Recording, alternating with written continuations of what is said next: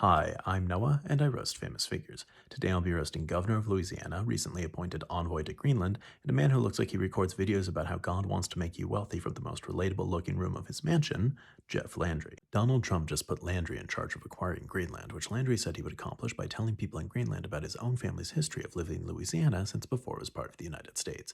And I gotta say, I can't think of a worse pitch than let us do what we want, and eventually you can be just like Jeff Landry. When Landry was the Attorney General of Louisiana, he used nearly $12,000 of campaign money to pay for his SUV, which the state ethics board said was improper, but which they declined to pursue because they discovered it after the statute of limitations had expired.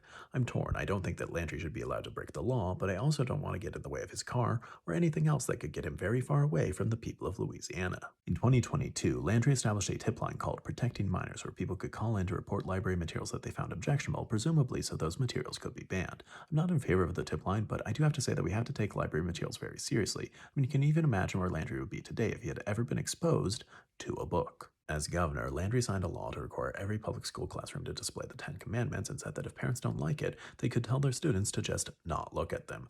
Not looking at something doesn't make it stop existing, although I understand why Landry feels that way. That's clearly his strategy with the First Amendment. Landry is a big supporter of Louisiana's near total abortion ban, which has no exception for pregnancies caused by assault, and says that anyone who doesn't like it can just move to another state. The problem there is that not everyone can afford to move to another state.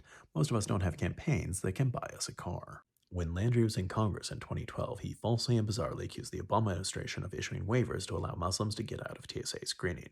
Those waivers obviously never existed, but maybe Landry just got confused because the Obama administration did allow some people to fly who are religious extremists with beliefs way outside of the American mainstream, such as Jeff Landry. Alright, please consider donating to help the family that I sponsor in Gaza. If you'd like to support me or watch bonus videos, please check out my Then let me know how else to roast, and join me next time when I'm roasting leader of Burma and a man who looks like he has epaulets on his pajamas, Min Aung Hlaing.